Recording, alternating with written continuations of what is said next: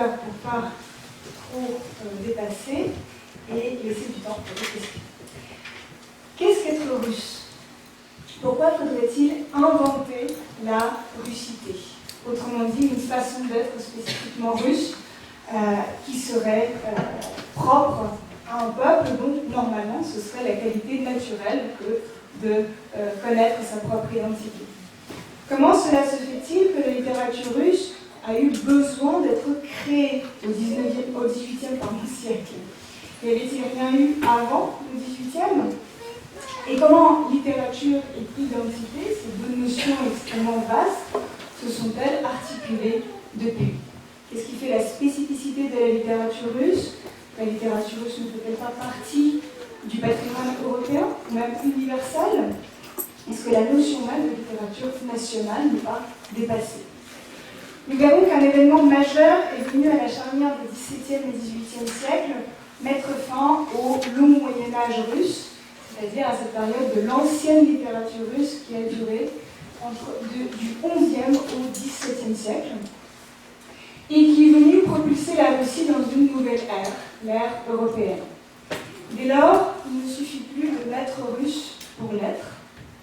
L'identité russe et les processus littéraires reflètent magistralement ces soubresauts intellectuels, se créent au contact de l'Europe et en conflit avec l'ancienne Russie. La jeune Russie du XVIIIe s'invente elle-même, pas à pas, dans tous les domaines, politiques, scientifiques, culturels et littéraires. Et la manière dont la Russie et la littérature russe se pensent encore aujourd'hui sont tributaires de cette époque des profonds changements qui a propulsé la Russie sur l'avant-scène de l'histoire européenne et au cours de laquelle s'est instauré un rapport à l'ancienne culture russe, à l'ancienne culture nationale, qui explique encore la façon de percevoir celle-ci aujourd'hui. Je vous propose aujourd'hui d'explorer quelques jalons de l'identité russe à travers des étapes clés de son évolution culturelle, depuis le début du XVIIIe siècle et jusqu'à la fin du premier quart du XIXe.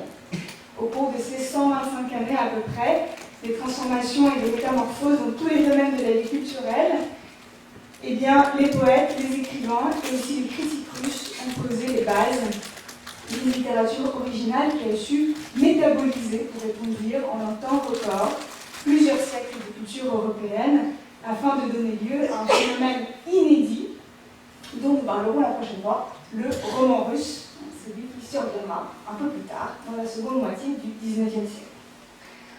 Tout d'abord, en trois parties, formation quelques cahiers oblige, je reviendrai sur les particularités du XVIIIe siècle russe, un siècle marqué par la pensée utopique, pourrait-on dire, dans tous les domaines. Dans un second temps, deux personnages retiendront particulièrement notre attention, Alexandre Radyshev et Nikolai Karamzin, deux héritiers de la pensée de Lumière, deux auteurs sentimentalistes qui réalisent deux voyages très différents et qui défendent chacun de leur côté deux fonctions et deux enjeux distincts et néanmoins complémentaires de la littérature russe. Et enfin, nous verrons comment ces deux voyages ont influencé le processus littéraire du premier quart du XIXe, à une époque où la Russie entre officiellement dans l'ère littératuro-centriste. Autrement dit, une époque où la littérature et plus encore la poésie occupent une place prépondérante, sinon centrale, dans la société russe. Voilà. Je souffle. Une entrée dans le XVIIIe siècle sous le signe de l'utopie, tel est l'intitulé de la première partie. En 1697, fin du XVIIe siècle, se produit un événement sans précédent. Un tsar russe entreprend pour la première fois de l'histoire de la Russie de voyager en Europe. Il s'agit, vous l'avez deviné, de Pierre le Grand, évidemment. Né en 1672 et dont le règne commence en 1689, c'est la date qui figure sur le slide. La grande ambassade de Pierre le Grand, car c'est ainsi que fut appelé ce voyage qui a duré près d'un an, avait pour objectif premier d'établir des alliances militaires et diplomatiques avec les différents États européens. Mais sa signification pour la culture russe a été absolument immense, puisque Pierre Ier, très enthousiasmé par ce qu'il a observé dans les pays visités, en particulier en Hollande, sa destination favorite, a décidé de faire de la Russie une puissance européenne et des Russes des Européens en bonne et due forme. Rattraper l'Europe dans tous les domaines, scientifiques, militaires, techniques, culturels, c'est devenu dès lors l'enjeu numéro 1, et la part d'utopie dans ce projet pharaonique a vite été compensée par la manière, ou accompagnée plutôt par la manière despotique dont les réformes ont été imposées à toutes les strates de la société russe. Vous savez peut-être que Pierre le Grand a obligé les nobles de se couper la barbe. Vous avez ici une image populaire, ce qu'on appelle un loubok, une sorte d'image d'épinal du début du XVIIIe siècle russe qui représente Pierre le Grand, donc à droite, qui coupe la barbe d'un noble.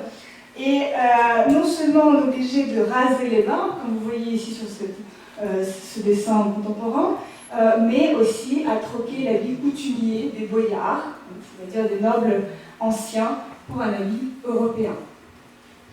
Ceux qui s'obstinaient à porter une barbe pouvaient être sévèrement punis, ou bien devaient s'acquitter d'une taxe spéciale, payer un impôt sur la pilosité excessive sur le visage.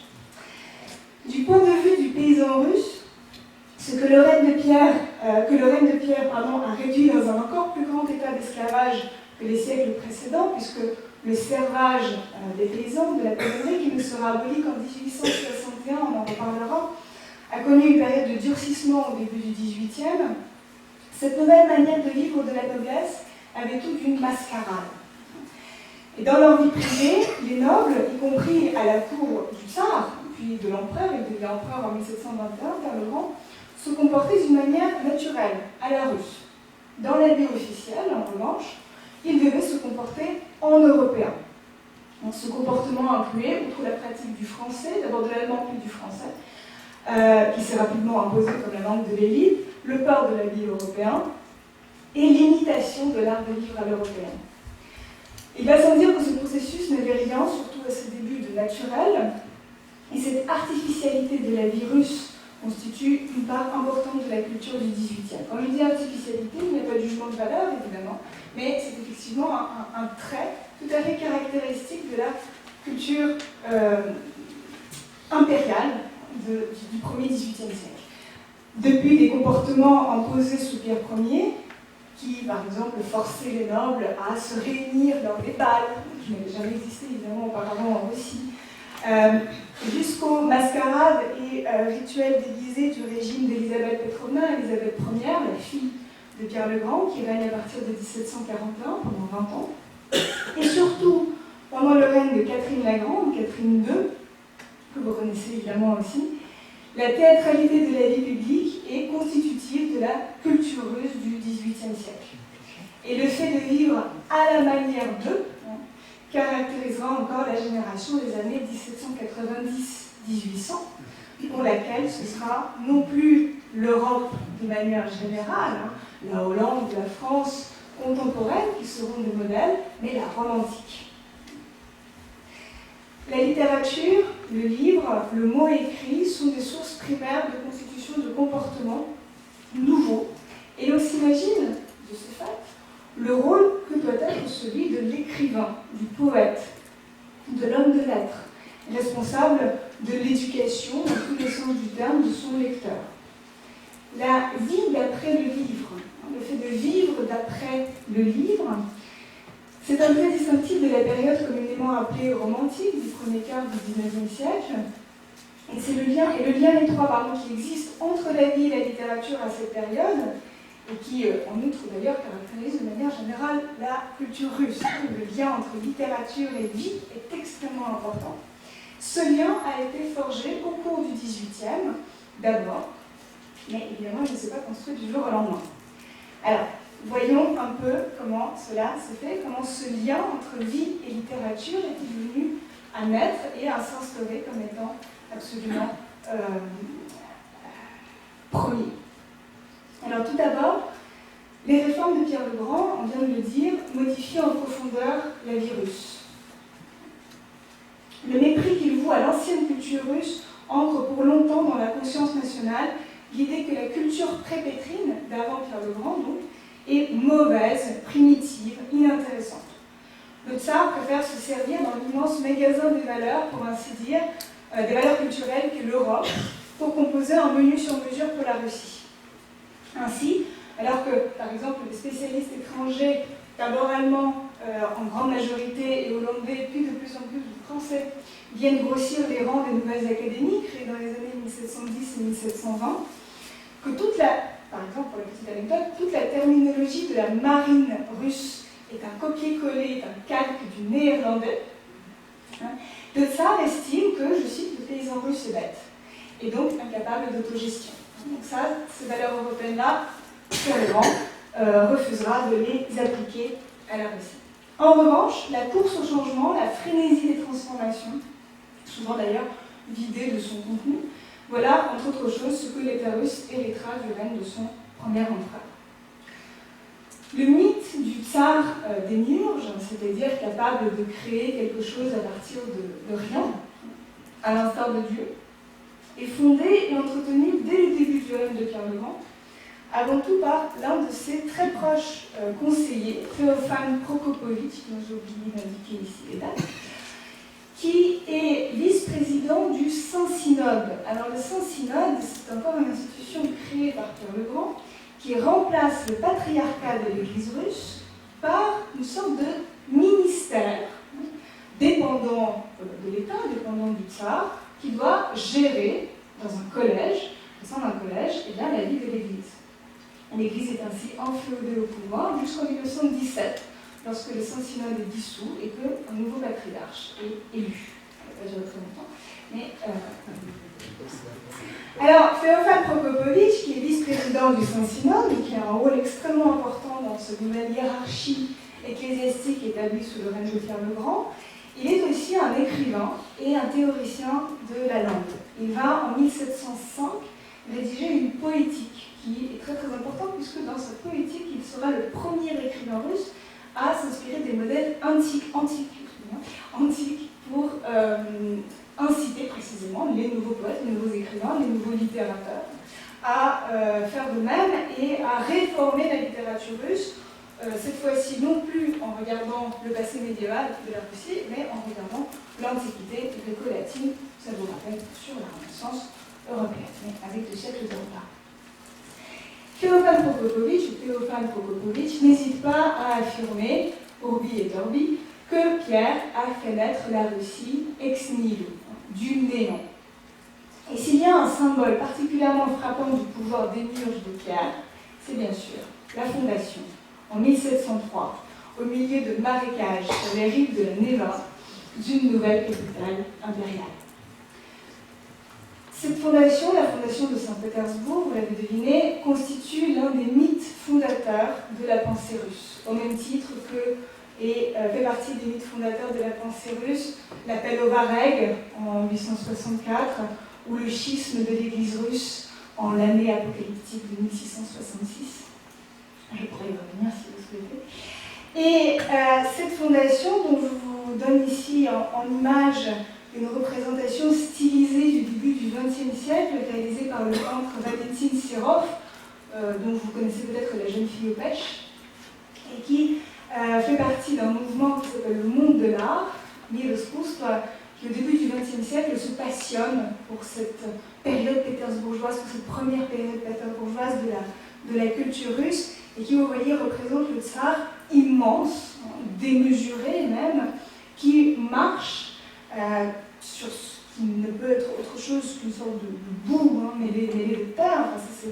On est encore tout à fait dans les premiers pas précisément de la création de la ville, même si on voit déjà derrière les contours de l'île Vassilievski, sans doute, avec la forteresse Pierre et Paul.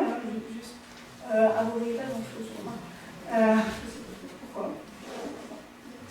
Vous voyez juste au moins l'image de Pierre le Grand, la silhouette de Pierre le Grand. Le tableau est sombre, je ne peux pas à ce point-là.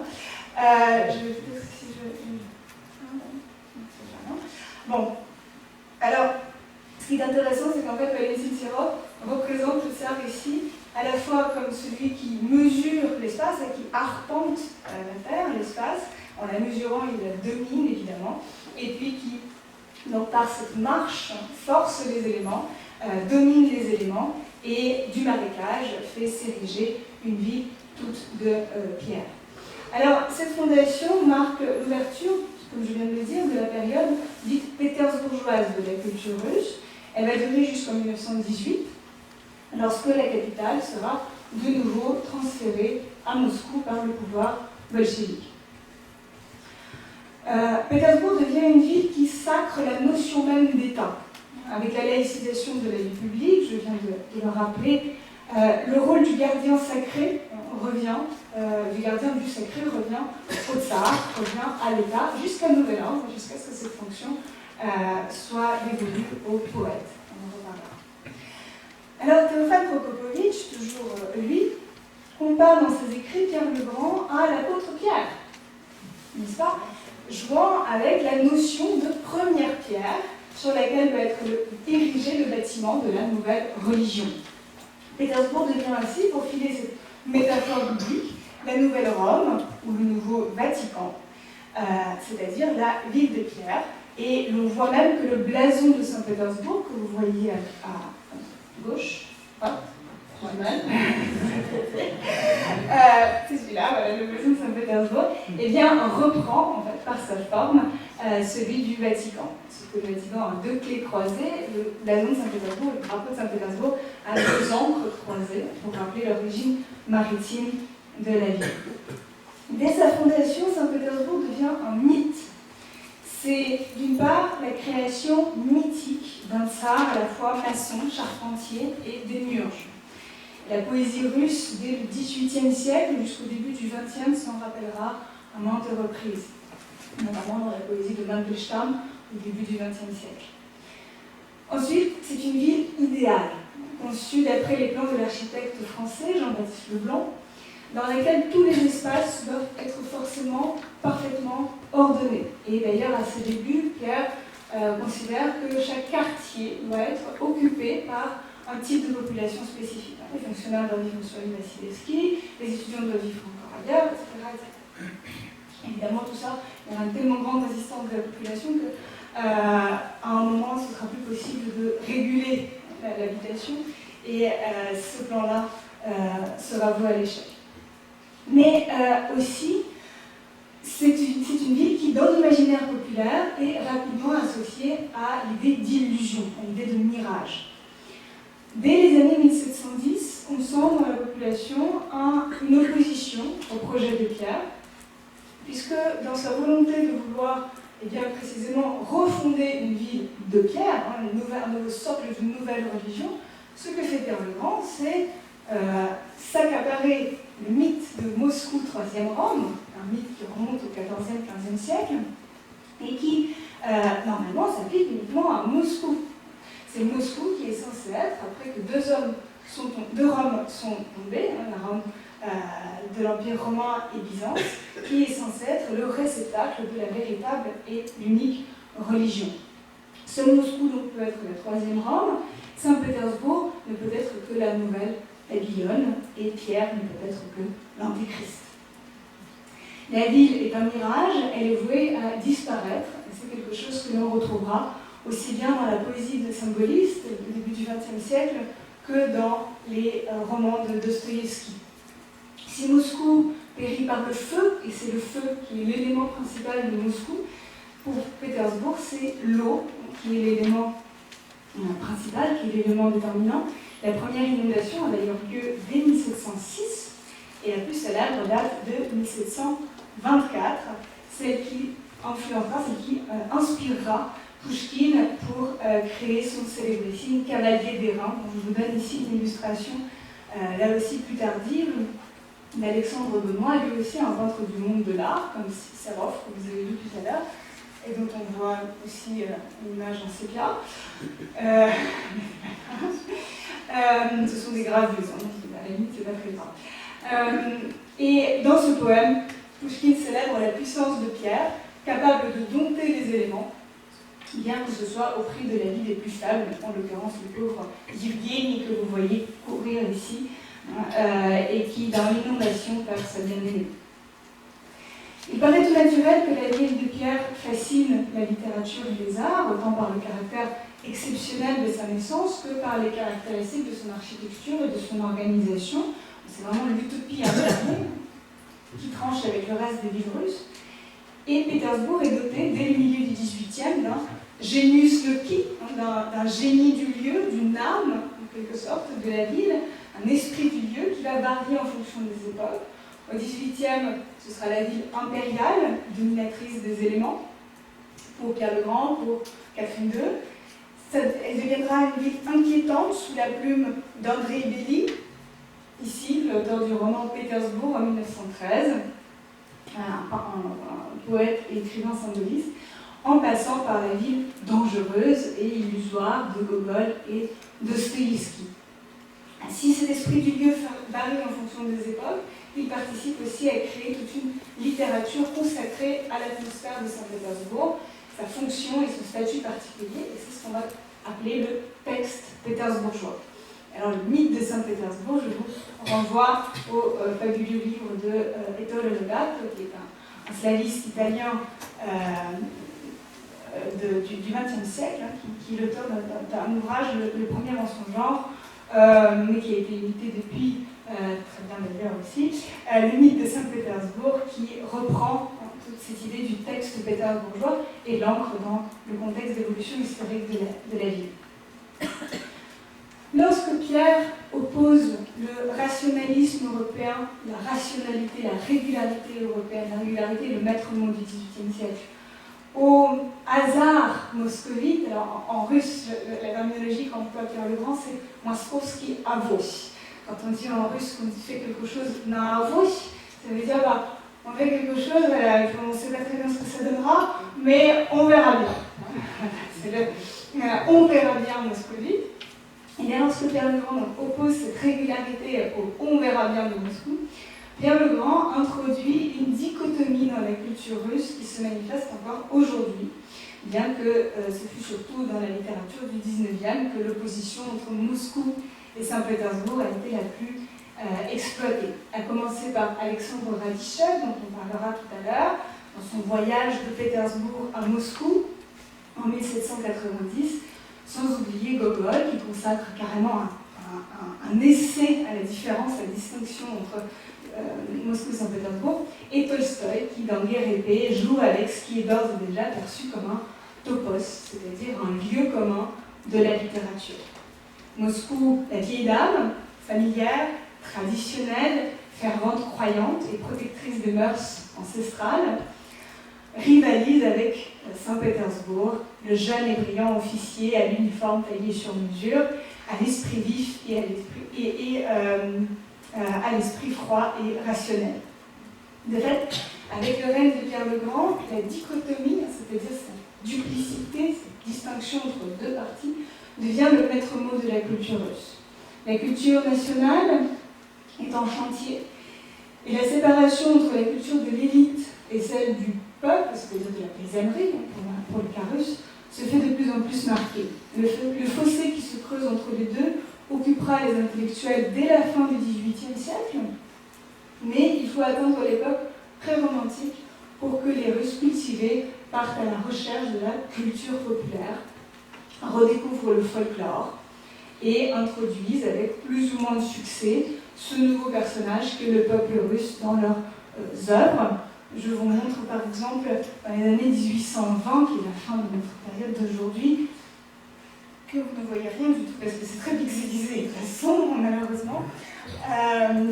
Un tableau d'Alexis Vinitsan qui s'appelle Au labour le printemps et sur lequel Vinitsan a pris comme modèle l'une de ses paysannes, des paysannes qui étaient l'une de ses serfs, et qui la représente ici dans une sorte de posture à la Déméter ou à la Cérès, vous voyez, dans une sorte de posture qui s'inspire des mythes helléniques, des mythes gréco-latins, avec ce petit bébé d'ailleurs, si vous le voyez très vaguement dans le coin là-bas, qui est lui aussi un symbole bien sûr de jeunesse et de fertilité.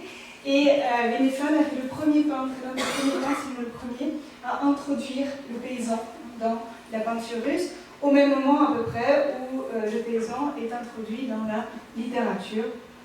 On le verra tout à l'heure.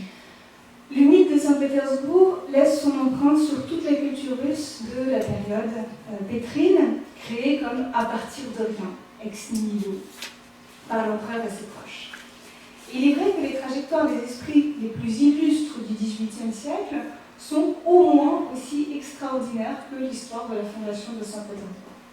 Donc, on va voir maintenant comment des hommes de lettres, tout aussi démiurges que le tsar, sont les créateurs d'une nouvelle culture, d'une nouvelle langue et d'une nouvelle littérature. L'utopie continue avec 3 trajectoires. Afin de comprendre comment et pourquoi la littérature russe a emprunté le chemin d'évolution qui a été le sien tout au long du XVIIIe et du XIXe siècle, il faut mentionner 3 noms. Alors, celui de Vassili Trediakovsky. Malheureusement, l'époque était ancienne, il n'y a pas beaucoup de photos. Faisons des gravures. Pour Trediakovsky, on n'a qu'une seule représentation ou 2. Vassili Trediakovsky, Mikhail Lomonosov, ben là on voit quand même, pour lequel, pour le coup, nous n'avons qu'une seule image, une seule gravure, et Alexandre Soumarokov, que vous voyez à l'écran également. Poser les choses un peu rapidement, ces 3 hommes, je reviens à Trediakovsky, ont été à l'origine de la création de la nouvelle littérature russe. Leurs biographies sont symptomatiques de la nouvelle époque marquée par le règne de Pierre le Grand, qui imposa à la société russe des réformes de taille, en levant notamment à la noblesse une grande partie de ses privilèges, et rendant possible une mobilité sociale par la table des rangs, parce que c'est appelé la table des rangs, c'est-à-dire une division de la société en 14 castes militaires et civiles, avec l'attribution pour chacune de ces castes, chacune de ces classes, si vous voulez, au sens très neutre du terme, un rang, un chin, en gros, ce qui s'appelle le chin. Mais cette mobilité sociale a été très rapidement entravée par un bureaucratisme omniprésent, ceci dès le règne de Pierre le Grand. Alors, Trediakovsky, notre premier héros d'aujourd'hui, est fils de prêtre et originaire du sud de l'Empire, d'Astrakhan, de la ville d'Astrakhan, nous étions des jolies photos. Et après avoir entamé des études à ce qui s'appelait alors à Moscou l'Académie ecclésiastique slavo-gréco-latine, c'est-à-dire c'était la seule académie qui existait à Moscou avant que Pierre le Grand en crée des nouvelles à Saint-Pétersbourg, Trediakovsky, qui a une vie absolument rocambolesque, presque aussi rocambolesque que celle de son cadet, disparaît en 1725, sans donner d'informations à ses professeurs, et entreprend de faire son éducation européenne, en se rendant d'abord en Hollande, puis, selon la légende, à pied, à Paris. Il y apprend le français et reste pendant 2 ans au sein de la mission diplomatique du prince Kourakine à Paris. Donc en réalité, c'est possible que son voyage n'ait pas été si simple que ça.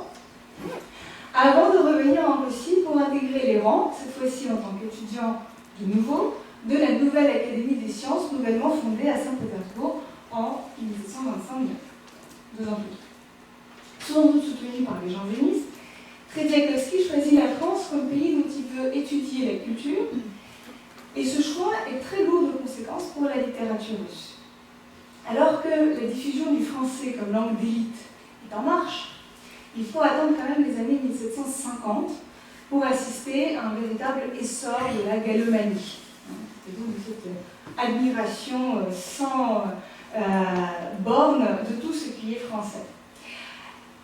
Justement, admiration sans borne de tout ce qui est français, vous entendez déjà l'esprit de la critique, puisque dès les années 1770, l'un des plus grands écrivains et dramaturges et penseurs du XVIIIe siècle, Denis von Wiesin, raillera cette galomanie dans ses pièces, puis Alexandre Griboyedov, dont je vous donne ici l'ouvrage traduit en français, dans sa célèbre pièce créée dans les années 1820, mais publiée seulement bien des décennies plus tard, plus qu'interdit, du malheur d'avoir trop d'esprit, raille précisément cette tendance à l'imitation aveugle de tout ce qui est français au sein de l'élite russe.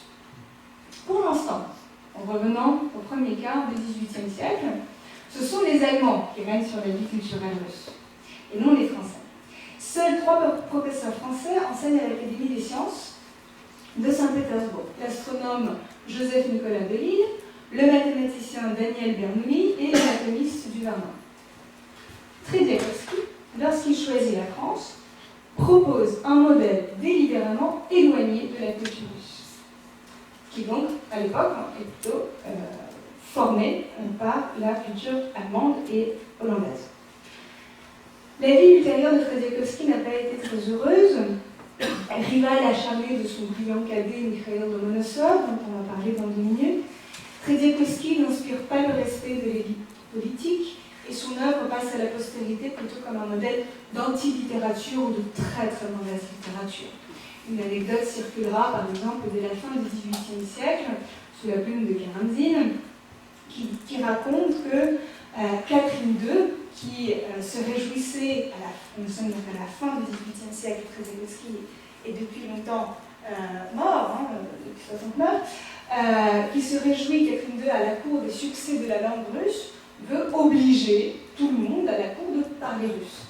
Et dès lors que, donc Karamzine, c'est une anecdote, dès lors que quelqu'un glisse dans sa conversation un mot étranger, notamment un mot français, eh bien, en guise de punition, elle l'oblige à lire le voyage de Télémaque traduit par Trediakowski. Donc, c'est un supplice impossible à supporter.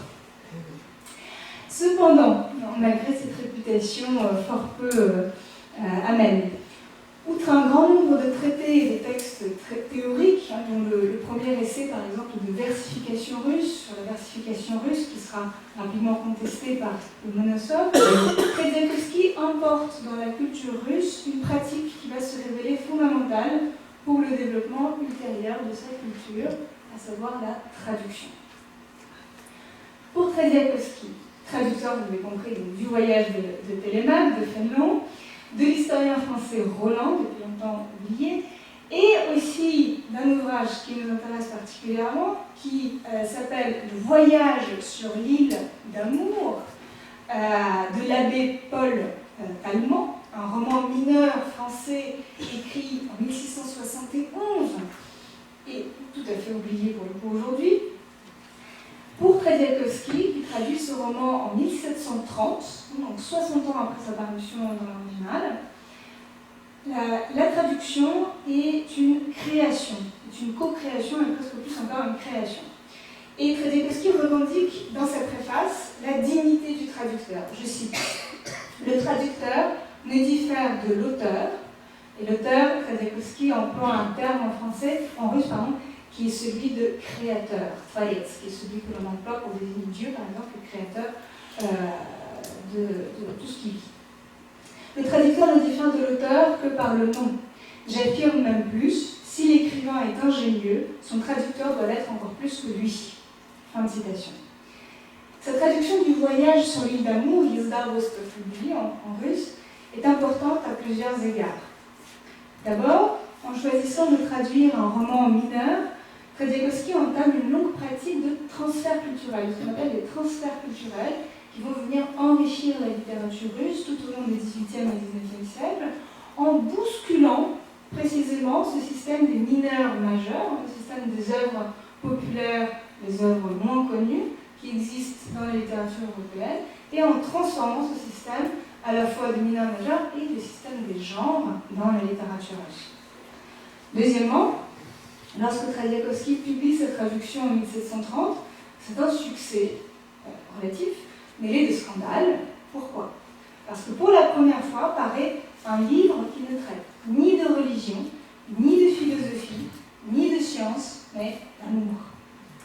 Le lecteur russe découvre pour la première fois, en 1730, c'est tard, vous imaginez, une nouvelle culture, la culture hédoniste. D'autant que la traduction, justement, insiste à la fois sur le rôle pédagogique de l'amour et pousse un tout petit peu l'œuvre originale dans le sens de la célébration hédoniste de la vie, de choses complètement éloignées, infiniment éloignées des pratiques du lecteur russe à l'époque. Avec cette traduction, en réalité, ce que voulait faire Tradiakowski, c'était non seulement fournir au lecteur russe une source de plaisir esthétique, mais c'était aussi participer à créer une nouvelle culture de la lecture et une nouvelle culture de comportement, de nouveaux comportements. Il voulait inciter les lecteurs à imiter les personnages de ce roman et aussi à pratiquer de nouveaux rituels de lecture. Parce que la façon dont on lisait les livres au Moyen-Âge russe, par exemple, différait largement de la manière dont on s'est mis à les lire un peu plus tard au XVIIIe siècle, et encore à différer de la manière dont on s'est enfin mis à les lire, de manière beaucoup plus moderne, proche de nous, à la fin du XVIIIe. Malheureusement, ça n'a pas vraiment abouti, on y va. Enfin, pour Tradiakowski, la traduction est un exercice autant théorique que pratique, puisque à chaque instant, il faut choisir la langue dans laquelle s'exprimer. Alors là, ça peut vous paraître bizarre. Oui, si on traduit en russe, on traduit en russe. Pourquoi se poser plus de questions? C'est pas si simple que ça. Parce que Tradiakowski, lorsqu'il choisit de traduire l'œuvre de Talleyrand, eh bien, choisit de traduire une œuvre, choisit de transposer dans la langue russe une œuvre qui est écrite dans un style dit léger, alors qu'il n'y a pas de tel style dans la langue littéraire russe à l'époque. La langue littéraire russe n'est pas adaptée tout simplement pour écrire dans un style léger. Pourquoi elle est adaptée? Eh bien, pour écrire des traités philosophiques, politiques, religieux, scientifiques. Tradiakowski, lorsqu'il opte, je le cite, pour un style simple, il est forcé d'inventer des tournures qui n'existent pas jusqu'alors dans la langue littéraire. Alors, visiblement, ça n'a pas trop lui réussir vu la réputation qu'il va avoir auprès de ses successeurs, mais c'est très important pour nous parce que ça nous permet de nous pencher sur l'état de la langue littéraire russe au début du XVIIIe et sur les transformations majeures qui vont survenir pendant ce siècle. Peut-être que vous le savez, depuis les origines de la littérature russe, depuis le XIe siècle, dont datent les premières œuvres de la Rousse de Kiev, encore à l'époque, on écrivait non pas en russe, les œuvres littéraires, les œuvres de littérature, on écrivait en vieux slave. Ce vieux slave, c'est ce qui est devenu le slavon d'église, une langue qui est encore aujourd'hui utilisée pour la liturgie à l'église précisément. Le slave, c'est-à-dire que lorsque si vous allez par exemple écouter une messe dans une église russe et que vous parlez russe, vous risquez de ne pas comprendre grand-chose, pas seulement parce que tout est chanté, mais parce que aussi tout est en slavon. C'est comme si vous aviez écouté une messe en latin. Alors, ce qui s'est passé, c'est qu'au fur et à mesure du développement de la littérature, la haute littérature, les écrits en milieu religieux, les hagiographies, les chroniques, etc., étaient écrits donc en vieux slave, en slavon, c'est la même chose pour nous, mais pendant qu'on parlait, ce qu'on appelait à l'époque le vieux russe, c'est-à-dire le russe vernaculaire, le russe que l'on pratiquait au quotidien. Et ce vieux russe était pratiqué, par exemple, dans l'est de la Russie, à Novgorod.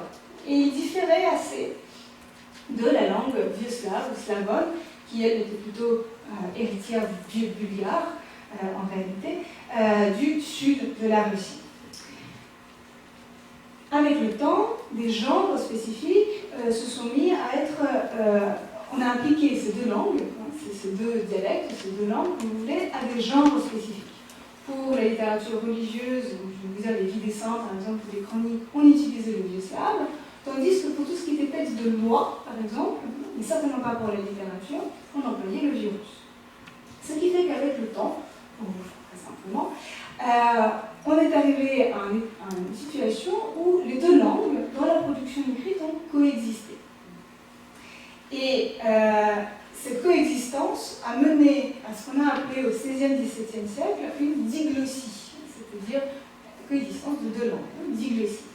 Les deux langues étaient perçues comme complémentaires, elles étaient usitées l'une comme l'autre pour l'écriture, mais étaient restreintes donc à des genres particuliers. Et à la fin du XVIIe, les choses se compliquent encore plus si c'est possible. Le russe fait de plus en plus irruption dans les œuvres écrites, les vieux russes donc. C'est-à-dire qu'on a des œuvres littéraires comme par exemple la première autobiographie rédigée en Russie et en Virus, mêlée de slavons, dans les années 1670, et qui s'appelle La vie de l'archiprêtre Avakoum, écrite par lui-même, qui est une œuvre absolument extraordinaire. Eh bien, donc, non seulement le virus fait de plus en plus d'irruption dans la littérature, ce qui complique les choses, mais en plus des mots étrangers, allemands, néerlandais, polonais et autres, participent à créer un effet de langue macaronique qu'il est urgent de débroussailler et de codifier. Sachant que la première grammaire date à peu près du XVIIe siècle. Parallèlement, Pierre le Grand, on ne peut étonner de rien de sa part, s'attelle à une réforme de l'orthographe pour la simplifier. Et l'orthographe russe, l'alphabet russe que l'on connaît aujourd'hui, est un alphabet qui a connu des transformations et des réformes successives, dont les deux plus importantes ont été d'une part celle de Pierre le Grand et d'autre part celle de 1918, avec l'arrivée au pouvoir des bolcheviks, mais une réforme qui en réalité avait été préparée bien avant la révolution d'octobre. Et c'est à Mikhaïl Lomonosov, donc, avec son visage tout con, que l'on doit une théorie qui aura un impact tout à fait profond sur la langue littéraire russe. Là encore, une théorie à caractère parfaitement utopique, d'origine parfaitement utopique, disons. Lomonosov a une vie parfaitement rocambolesque. Né en 1711 dans une famille de pêcheurs, de paysans pêcheurs, dans le nord de la Russie, à Arkhangelsk, sur le bord de la mer Blanche. Il parvient, caché dans une charrette qui transporte du poisson, à se rendre à Moscou en 1730 et, en cachant ses origines paysannes, donc, à entrer comme étudiant à l'Académie slavo-gréco-latine, celle où avait déjà fait ses études auparavant Trediakovsky. Il apprend tout depuis le début, en commençant par le latin, puisque bien sûr il n'a reçu aucune éducation de la sorte. C'est le self-made man par excellence, c'est l'autodidacte par excellence de la culture russe, qui aura lui aussi à sa suite un mythe de l'autodidacte qui va lui survivre jusqu'à encore aujourd'hui. En 1735, il est choisi avec 12 étudiants pour faire ses études à l'Académie des sciences de Saint-Pétersbourg, puis il est envoyé en Allemagne, où il fait d'abord une thèse de physique à Marbourg, célèbre université de Marbourg, puis il étudie la chimie à Freiburg. Entre-temps, en Allemagne, à Marbourg, il se marie, il continue ses promenades à travers l'Europe en laissant un peu tomber sa jeune femme. Il se fait enrôler, presque enrôler de justesse dans l'armée prussienne. Il réussit à s'en réchapper, parce que c'est un grand gaillard. Il réussit à s'en réchapper et à revenir à Marbourg, puis enfin à Saint-Pétersbourg. En Allemagne, pendant son séjour mouvementé, il apprécie, outre les sciences dures, donc il étudie, aussi la poésie baroque. Et il tente de la traduire en russe. Et alors, ces essais de traduction vont donner lieu à un traité de versification que Lomonosov rédige plutôt avant de publier en 1739. Et ce traité de versification, c'est-à-dire l'étude de la poésie, l'étude de la manière dont on doit écrire la poésie, il l'envoie à l'Académie des sciences, à l'intention de Trediakovsky, qui à l'époque est déjà l'auteur d'un traité de versification, que Lomonosov considère pas satisfaisant. Il envoie son traité de versification accompagné d'une ode, c'est-à-dire d'un long poème épique, d'un genre triomphal, une ode de sa composition, une ode qui s'appelle l'ode en célébration de la prise de Crétaigne. Et à partir du moment où il fait ça, ce geste, scelle le sort de la poésie russe jusqu'à aujourd'hui. Pourquoi ? Parce que Lomonosov propose, au contraire de Trediakovsky, qui lui voulait, alors que encore à l'époque, dans la première moitié du XVIIIe siècle, les essais poétiques dans la littérature russe étaient extrêmement timides et extrêmement rares. On peut par exemple citer ceux de Trediakovsky lui-même, qui a dû traduire des passages poétiques, des passages versifiés dans le fameux voyage de l'île d'amour, mais enfin, c'est pas trop ici. Trelikovsky proposait de calquer le système de versification russe, le système de poésie russe, sur les modèles français et polonais. C'est-à-dire d'opérer par des comptes de syllabes. Comme en français, on a les alexandrins, les octosyllabes, les décasyllabes, etc. Le problème, c'est que le russe, comme vous le savez sans doute, n'a pas tous les accents qui sont exactement placés sur la dernière syllabe de chaque mot. Ou en polonais, je ne vais pas vous avouer de bêtises, je ne me souviens plus, mais l'accent a aussi une place attribuée, que ce soit la dernière syllabe, je ne sais plus, excusez-moi. Voilà, le russe a des accents qui sont placés à des endroits différents selon les mots. Donc le décompte par syllabe ne marche pas vraiment. On n'arrive pas vraiment à obtenir un rythme satisfaisant. Lomonosov, lui, propose à la place d'un modèle syllabique, donc, un modèle qui va s'appeler syllabotonique, calqué sur la poésie grecque, la poésie latine, la poésie allemande et la poésie anglaise, tout simplement. Alors, ce système syllabotonique, dans lequel on va distinguer des pieds, comme dans la poésie latine, le iambe, le choré, l'anapeste, l'amphibrachme, le dactyle, etc. Et on va compter les accents. Donc on va compter à la fois les nombres de syllabes et les accents. Et bien sûr, on obtient quelque chose, un résultat qui est beaucoup plus harmonieux que celui d'une poésie simplement syllabique. Alors, son œuvre, la plume de Pétugne, est rédigé dans un maître qui aura une célébrité incroyable dans la littérature russe, dans la poésie russe. Ce maître s'appelle le tétramètre iambique, ou le iambe à 4 pieds, tout simplement. C'est ce que vous entendrez, alors je ne vais pas vous citer Lomonosov parce que ce n'est pas le plus euphonique, malgré justement un travail sur le rythme, mais c'est ce que l'on va retrouver une soixantaine d'années plus tard dans le très célèbre roman en vers d'Alexandre Pouchkine, Eugène Onegin. Je vous dis en russe: «Мой дядя сам честно правил, когда не в шутку занемог, он уважать себя заставил и лучше выдумать не мог». Vous avez peut-être entendu la régularité de ce premier quatrain très célèbre d'Eugène Onegin. Eh bien, cette régularité est due précisément au tétramètre iambique, c'est-à-dire qu'on a 4 accents qui sont marqués dans chaque lettre. Mon dядя, сам, честно. Voilà. Mon oncle, le plus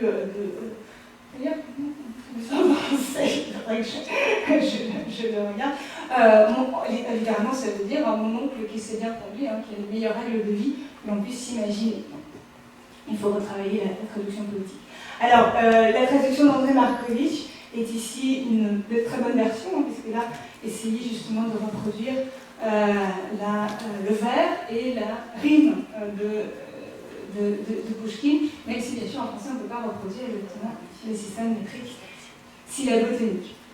Alors, outre ce roman célèbre en vers de Pouchkine, dont on en parlera la prochaine fois d'ailleurs, la semaine prochaine, le tétramètre iambique est devenu le vers par excellence de la poésie russe, notamment grâce à Pouchkine justement, après Lomonosov, et on le retrouvera jusque dans la poésie symboliste d'Alexandre Blok, par exemple, dans les années 1910. Cette révolution poétique, dont sont tributaires tant de poètes, eh bien, a été entamée par Lomonosov. Et c'est justement au début du XXe siècle seulement que des innovations métriques, des innovations syllabiques, ce sera seulement l'accent ou les irrégularités d'accent qui vont jouer le jeu du rythme, qui vont faire éruption dans la poésie russe. Bien sûr, les rythmes russes sont variés tout au long du XIXe aussi, notamment avec l'inclusion des dactyles issus de la poésie populaire. Mais voilà, c'est le tétramètre iambique, le vers classique par excellence, celui qui forge toute la structure de la poésie russe si importante tout au long du XVIIIe et XIXe. Alors Lomonosov va faire encore plus que ça, va faire encore plus que codifier, déjà énorme, le système de poésie russe. Il va s'atteler à codifier la langue littéraire.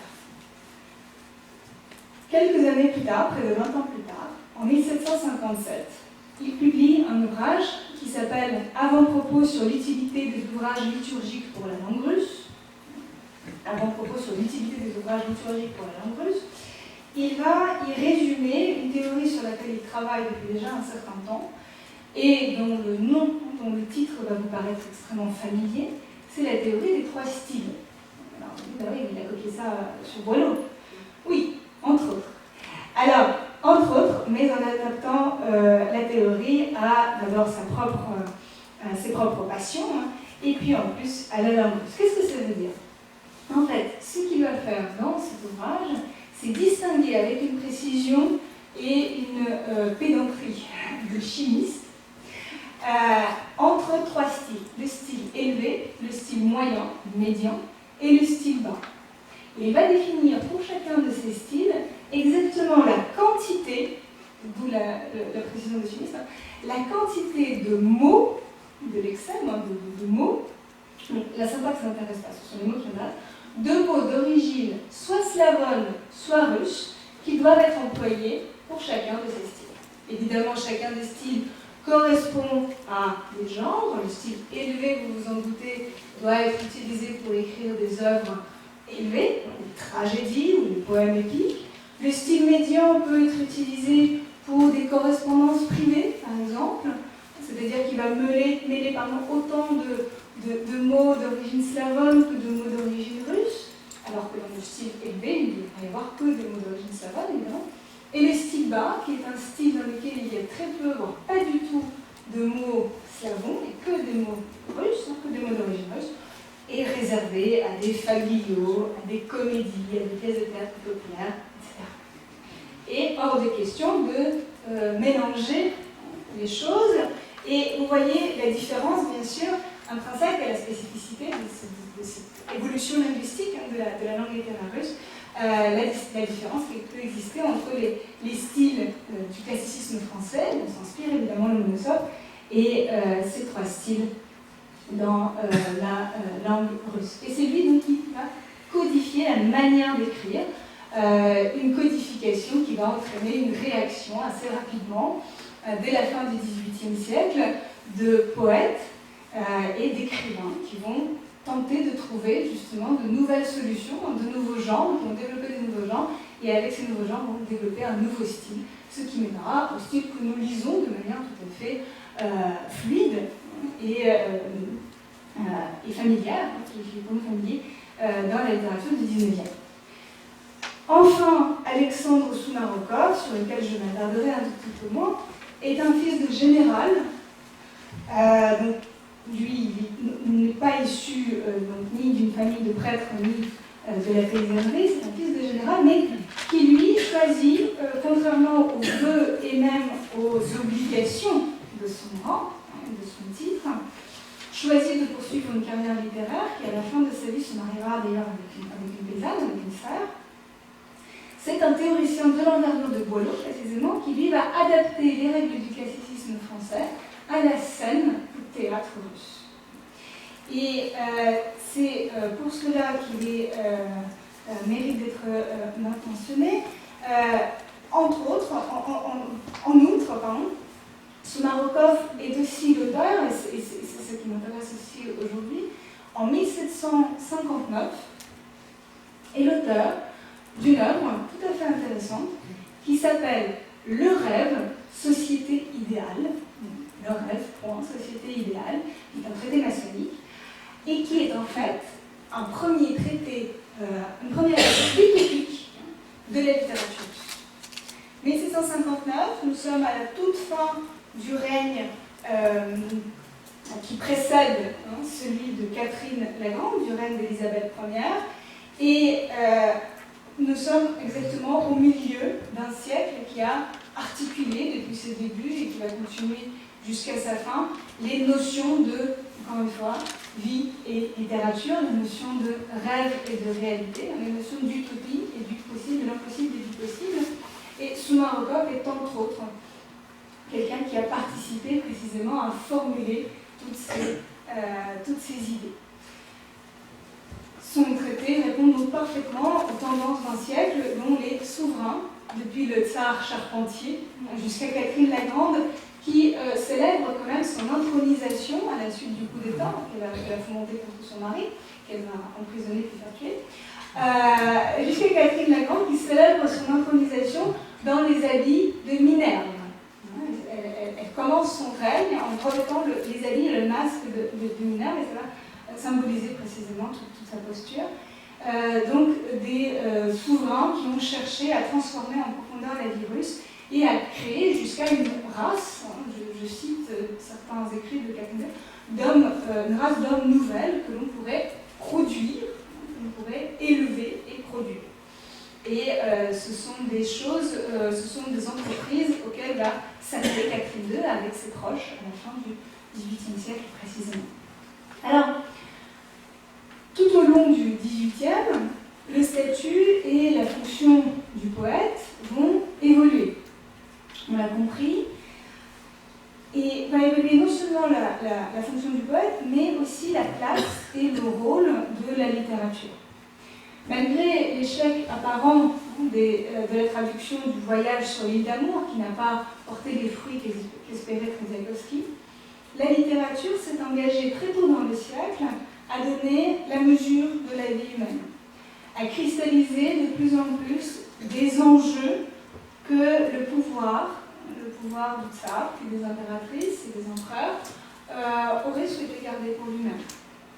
Le lien de dépendance qui existe au début du siècle entre littérature et politique, la littérature est subordonnée au politique, où l'écrivain est subordonné au pouvoir, soumis à l'État, va devenir dans la deuxième moitié du siècle, alors qu'arrive au pouvoir justement Catherine II, qui règne d'ailleurs la plume à la main, de plus en plus une relation d'interdépendance, donc de la relation de dépendance, d'inféodalisation presque, on arrive à une relation d'interdépendance. Alors pour cette relation d'inféodalisation, je citerai une anecdote terrible qui a concerné justement Trzeziakowski, alors que à son époque déjà le poète était censé avoir pris sur lui les fonctions, sinon de prophète biblique, bien que c'est précisément cette posture que reprend Trzeziakowski en traduisant Horace notamment, mais aussi en adaptant un style biblique à ses écrits poétiques,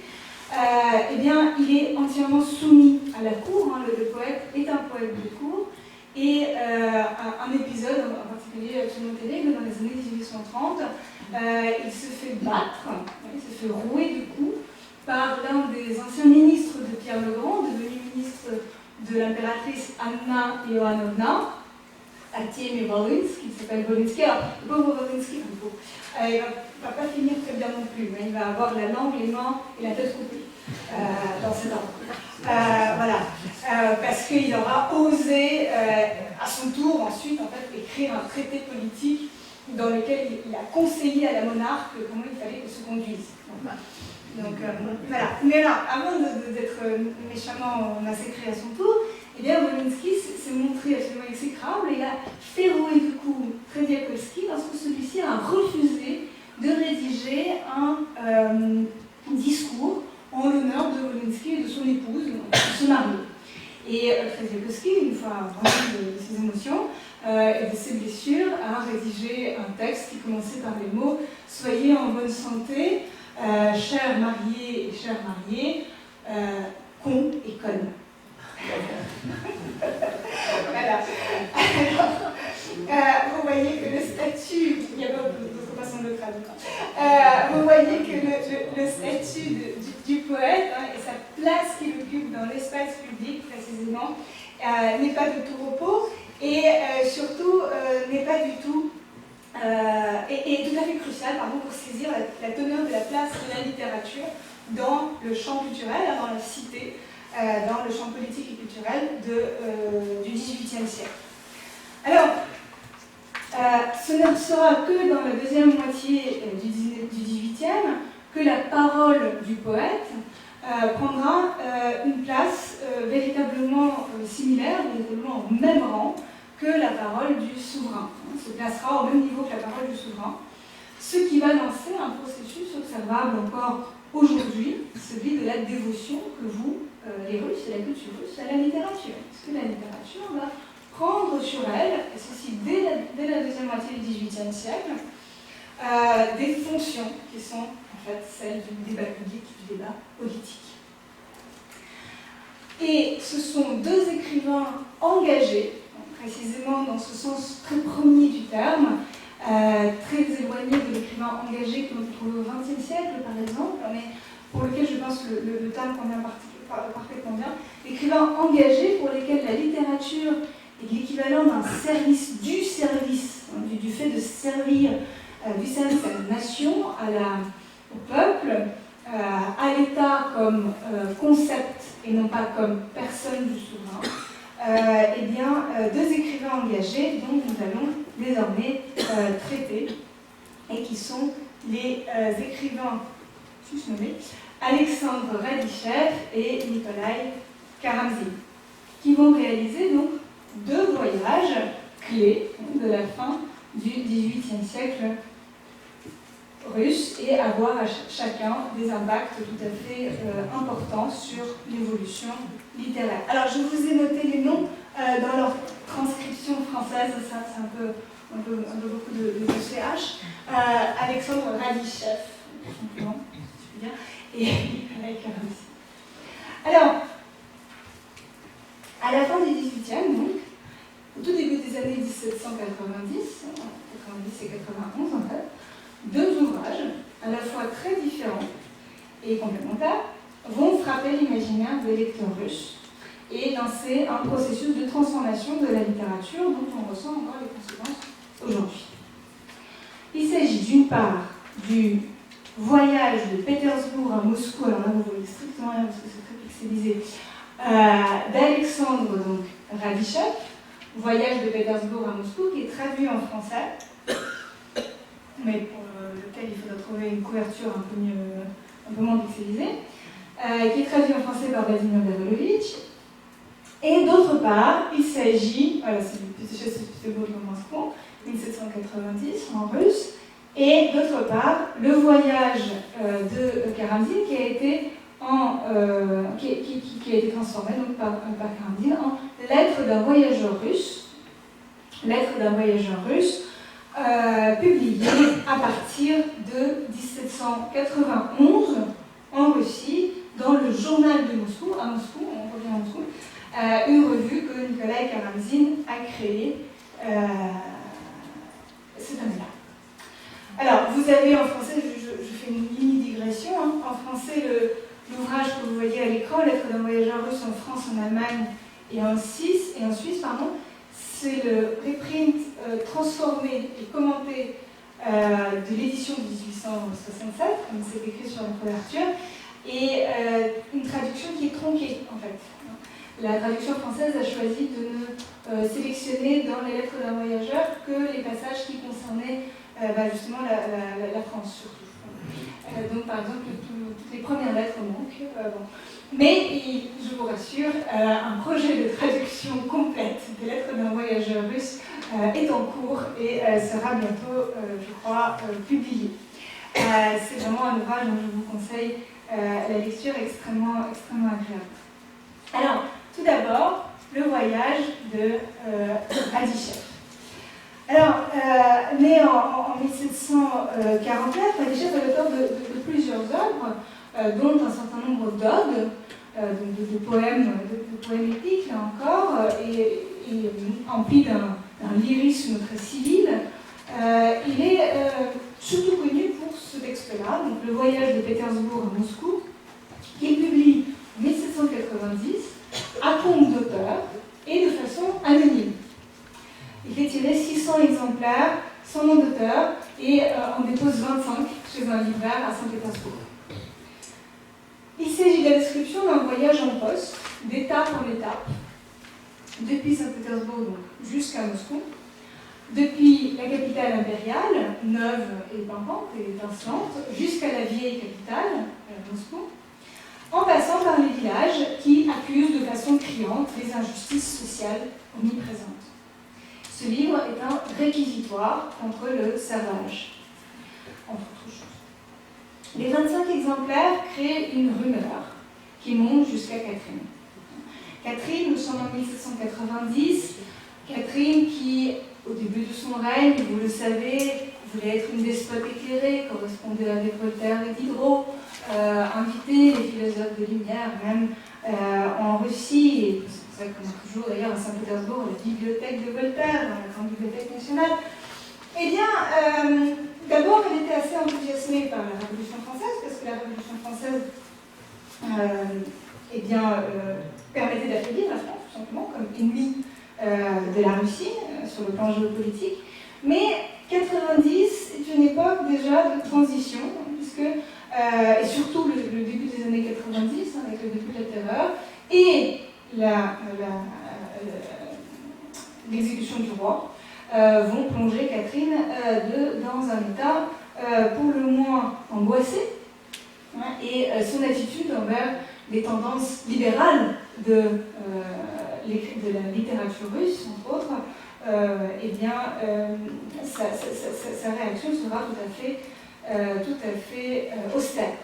Alors, en 90, lorsque Radishev publie de manière anonyme son ouvrage, Catherine le lit, elle lit tout, et elle déclare, et c'est une phrase légendaire, elle déclare « Cet auteur est un mutin pire que Pugatchev ». Alors, qui est Pugatchev? Pugatchev est un cosaque qui a mené une révolte paysanne dans les années 1770, d'une puissance et d'une force, d'une cruauté telle qu'il a failli renverser le régime de Catherine II. Il a été finalement exécuté sur la place publique à Moscou, mais pendant plusieurs années, le pays était, surtout la région de la Volga et de l'Oural, ont été à feu et à sang à cause de cette immense révolte paysanne dont Pouchkine s'est inspiré ensuite pour créer La fille du capitaine en 1836. Donc vous imaginez, il vient d'un écrivain qui est un révolutionnaire, un révolté, un mutant pire qu'un cosaque sanguinaire, selon Catherine, qui a mené à sa suite des troupes et des troupes paysannes désireuses plus que tout de mettre à bas le régime impérial, l'État impérial. Radishev ne se cachait pas particulièrement, il est vite identifié et il est arrêté. Il brûle la majeure partie de son tirage. Catherine le condamne à mort par décapitation, et c'est la première fois qu'un écrivain est condamné à mort dans toute l'histoire de la littérature russe. Vous voyez l'importance de l'épisode et de cette œuvre. Mais sa peine est commuée en peine d'exil. Il passera selon 10 ans en Sibérie, au fort d'Ilinsk. Alors il va mettre 1 an pour y aller, puis 1 an pour revenir. Et lorsqu'il est rappelé en 1796, à la mort de Catherine II, lors de l'intronisation de son fils, Paul Ier, qui n'était pas particulièrement non plus l'amoureux des libéraux et des révolutionnaires, mais il n'était pas du tout surtout amoureux de sa mère, et voulait en tout point contrer les mesures prises lors du règne précédent.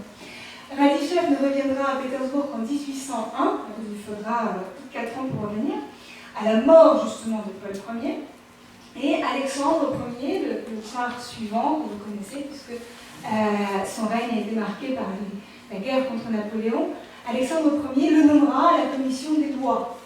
Au début de son règne, un règne qui est marqué par des velléités libérales, et même la volonté peut-être de rédiger ou de faire rédiger une constitution. Alexandre Ier nomme Radishev à la commission des lois, et un espoir se fait sentir.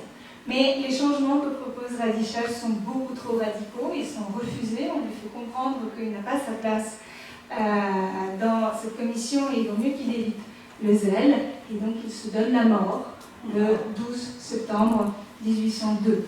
Voilà. Son fils publie ses œuvres entre 1807 et 1811, mais sans le voyage. Parce que durant tout le XIXe siècle, le voyage de Pétersbourg à Moscou, ce livre de Radishev sera interdit, sera rayé de toutes les bibliographies, de toutes les bibliothèques, complètement oublié, ou en tout cas voué à l'oubli, et toute mention de ce livre sera interdite. Lorsque Alexandre Pouchkine voudra lui consacrer en 1836 un article à Radishev et à ce voyage, cet article sera lui aussi censuré. Radishev est le premier écrivain russe dont le nom sera effacé par la censure. C'est le premier écrivain dont l'action littéraire, dont la plume a tant fait peur à ceux qui détenaient le pouvoir que son nom a été effacé et son livre a voulu être complètement oublié. Vous imaginez l'aura révolutionnaire et mythique que du coup a acquis l'œuvre de Radishev, et Radishev lui-même, ce premier écrivain révolutionnaire de la littérature russe. Évidemment, personne n'a véritablement oublié, on s'en est bien rappelé, mais sans forcément pouvoir lire l'œuvre est devenue justement un symbole du pamphlet contre l'État, contre le servage, contre le pouvoir inique de l'impératrice, sans pour autant qu'une attention particulière ait été dévolue à l'analyse littéraire, aux aspects littéraires de ce texte. Le voyage de Pétersbourg à Moscou, bien que d'ailleurs lui aussi rapidement censuré et découpé après 17, sera l'un des textes lui aussi fondamentaux de la nouvelle idéologie, sans que là encore, pour autant, on ne s'attarde trop sur la lettre. Parce que Radishev, précisément, pointe du doigt tout ce qui ne va pas dans un État autoritaire, et ça ne plaît pas à tout le monde. Le cas Radishev est absolument passionnant, parce que les implications qu'il entraîne pour l'ensemble du champ littéraire se font donc sentir, comme je viens de le dire, jusqu'au XXe siècle. L'écrivain est le premier à protester contre le régime au nom de la liberté de conscience de l'individu, étouffé sous la houlette d'un régime autoritaire. Et la littérature va acquérir avec lui ses armes de bataille et son habit de martyr. Écrire devient une affaire dès lors très dangereuse. Le poète Konrad Cyrilev, dont je dirai un mot tout à l'heure, vérifiera lui aussi la dangerosité de l'activité poétique. Il sera pendu en 1826. Le philosophe et écrivain Petr Tchadaev, ami de Pouchkine et auteur de Lettres philosophiques et de l'apologie d'un fou, sera déclaré fou par Nicolas Ier et interdit de publication et assigné à résidence. La littérature peut coûter la vie et la liberté. Écrire devient donc une affaire politique au sens premier du terme. Écrire, c'est s'engager dans la cité. L'écrit, de ce fait, a un impact sur la société, sur le lecteur. Alors, dans son voyage, Radishev dresse le portrait de l'écrivain idéal. Cet écrivain doit être moral, humain, sensible aux malheurs des autres, notamment des plus faibles. On sent ici les sources sentimentalistes de l'écrivain Radishev, lecteur, tout comme Karamzin de Rousseau, et des philosophes des Lumières. Il doit être conscient, l'écrivain, de sa place dans la société des hommes. Sous la plume de Radishev, la littérature exprime ce qu'il est difficile, voire impossible d'exprimer dans un discours public. Elle pose des questions gênantes. Le narrateur, par exemple, s'enquiert à plusieurs reprises auprès de lui-même. De quel droit est-ce que je suis le maître de mon serviteur? De quel droit est-ce que je possède des serfs? De quel droit est-ce que j'exerce le pouvoir sur ceux qui me sont inférieurs? Elle traite également du paysan et du noble, et à titre égal, je veux dire, et met en lumière l'inhumanité d'un système dans lequel l'uniforme prime sur l'homme. L'un des épisodes dénonce précisément la posture de ces fonctionnaires qui préfèrent se réfugier derrière l'excuse de ce n'est pas ma fonction pour ne pas s'engager dans une action humanitaire. En fait, ils préfèrent ne pas bouger le petit doigt pour aller sauver quelqu'un qui se noie dans l'épisode en question, sous prétexte que là, ça ne rentre pas dans ses fonctions. Vous avez déjà lu. Et Radishev s'insurge contre cette attitude, une attitude qui, selon lui, vient précisément des réformes de Pierre le Grand, de cette bureaucratie qui a été imposée à la virus, qui a plombé la virus dès le début du XVIIIe siècle, quelque chose que relèvera avec un ton comique et néanmoins extrêmement député Gogol, aussi bien dans Les âmes mortes que dans ses pièces comme Le Révisor ou dans ses récits de Saint-Pétersbourg. Près d'un siècle après l'arrivée de Pierre le Grand au pouvoir, Radishev donc dénonce les iniquités de son système, d'où le titre de l'ouvrage, Voyage de Pétersbourg à Moscou.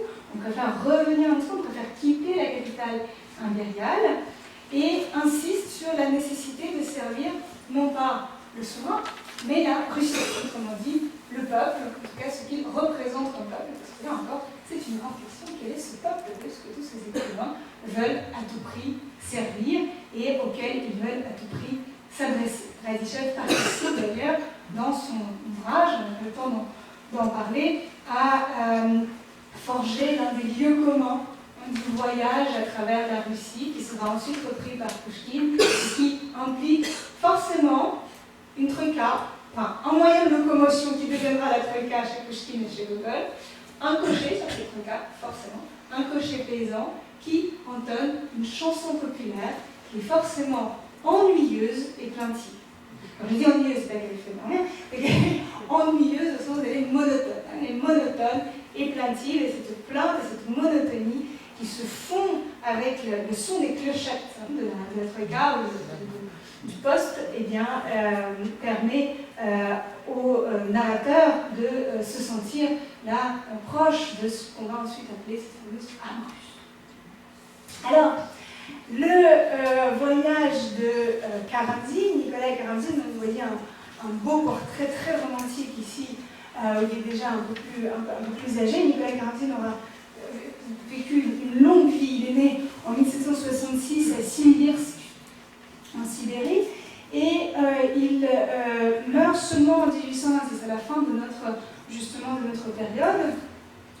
Et sa trajectoire, son itinéraire intellectuel sont absolument passionnants parce qu'il commence comme apprenti et traducteur dans une loge maçonnique.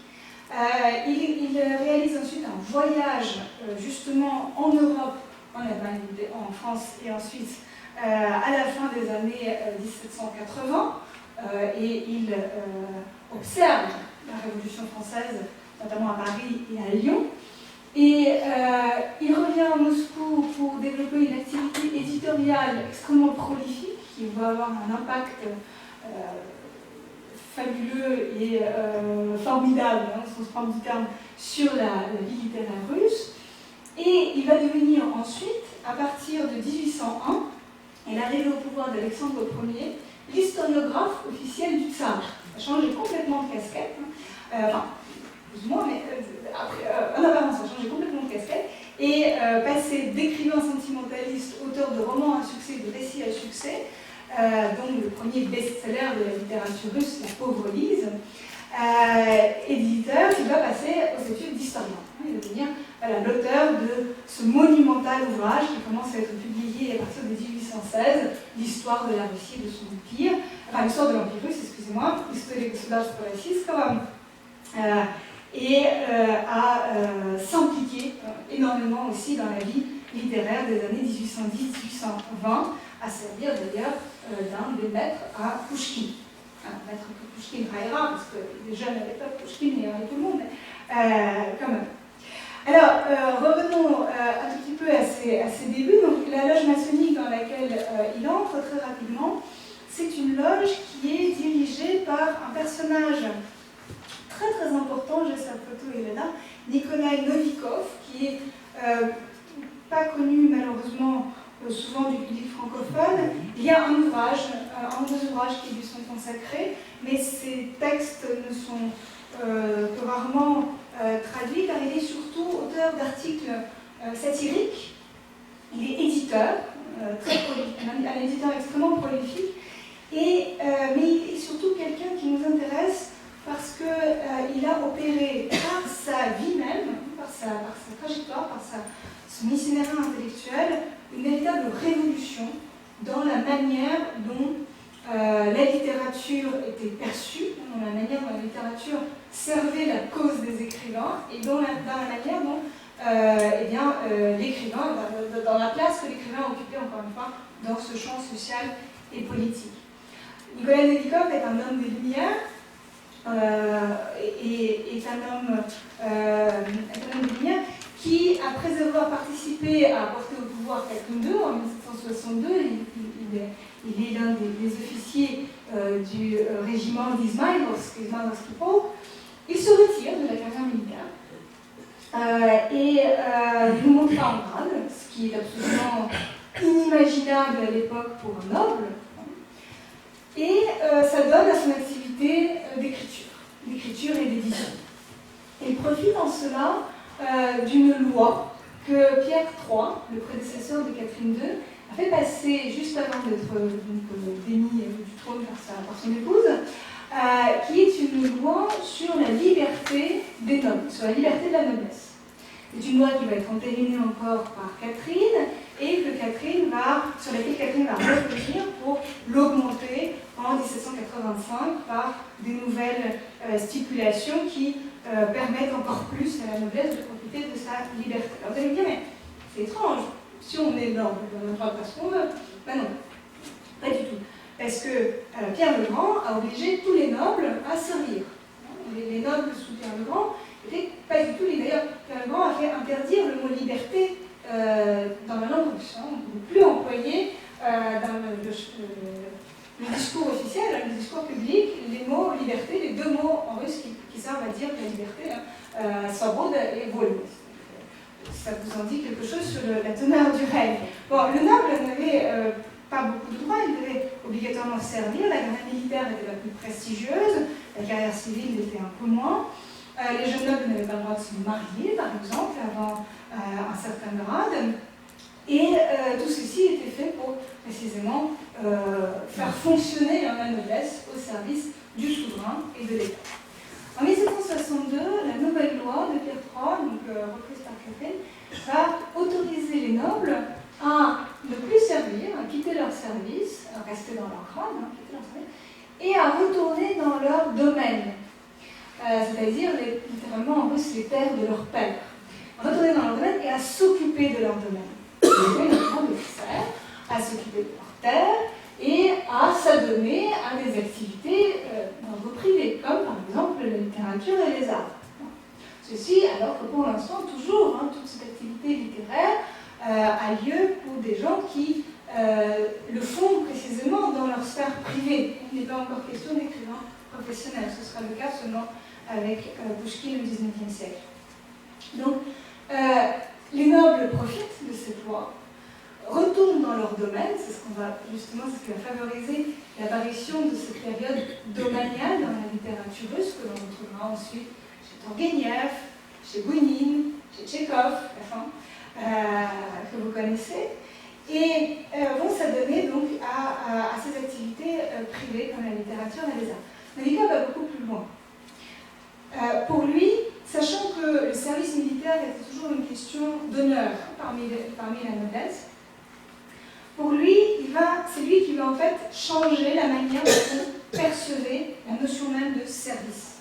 C'est lui qui va le premier, par son activité, montrer qu'il sert précisément la société, le peuple, et non plus, et donc l'État, mais non plus la personne du souverain. Pourquoi? Qu'est-ce qu'il va faire? Eh bien, Nabokov va développer toute une activité éditoriale à Moscou où il va diffuser le plus largement possible des journaux en grande majorité satiriques. Les journaux, d'ailleurs, à cette activité journalistique, Catherine II est la première à participer. Elle aussi édite un journal. Parce qu'elle voudrait qu'il y ait une société civile en Russie, mais qu'elle dirigerait. Bon, il édite des journaux satiriques. Et puis, surtout, il se permet quelque chose qui met Catherine en rogne, parce qu'elle va le faire arrêter en 92.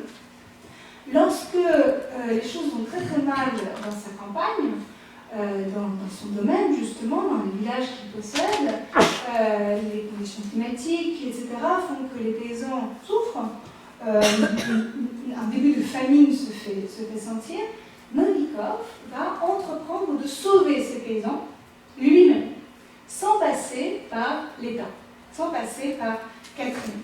Comment est-ce qu'il va sauver? Eh bien, il va les organiser en coopérative, une sorte de proto-coopérative, et les faire travailler pour qu'ils puissent précisément se nourrir et, alors je ne vais pas jusqu'à dire s'autogérer, mais survivre en tout cas, sans ceci, encore une fois, sans aucune ingérence de Catherine.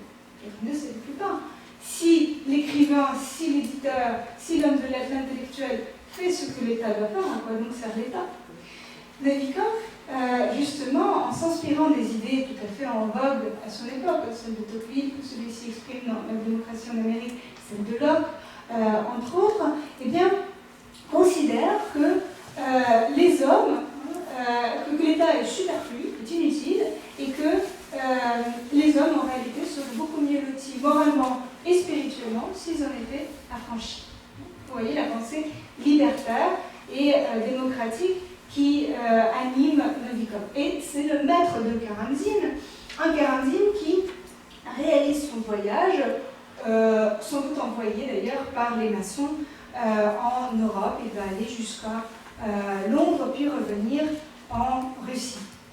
Et la revue que crée Karamzine à son retour, le journal de Moscou en 1791, dans lequel va être publiée nos lettres d'un voyageur russe, c'est une revue qui refuse d'être satirique.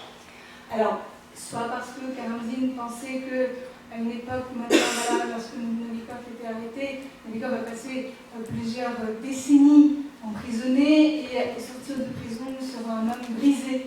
Il ne reviendra plus du tout à la vie intellectuelle. Il mourra en 1918, mais il ne sera plus jamais le même. Donc, soit parce que la satire est dangereuse, soit parce que la satire pour Karamzine est de mauvais goût, va créer un journal dans lequel il va appeler les contributeurs à envoyer des textes qui soient non pédants, sérieux mais non pédants, pour une revue littéraire, sérieuse mais agréable. Et cette revue, le journal de Moscou et les autres que Karamzine va créer, vont en fait faire en sorte que le champ littéraire, celui que Karamzine participe en grande partie à forger dans ces années 1790, est autonome. La littérature en elle-même, sans même devoir être satirique, sans même devoir être politisée, a en elle-même une valeur morale et politique. Rien que la littérature esthétiquement agréable, une littérature qui plaît au lecteur et qui éduque par le plaisir, parce que c'est ce que veut atteindre Karamzine, a en fait en soi une valeur morale et politique, une valeur séditieuse en fait, on pourrait dire, puisqu'elle éduque les hommes et les femmes.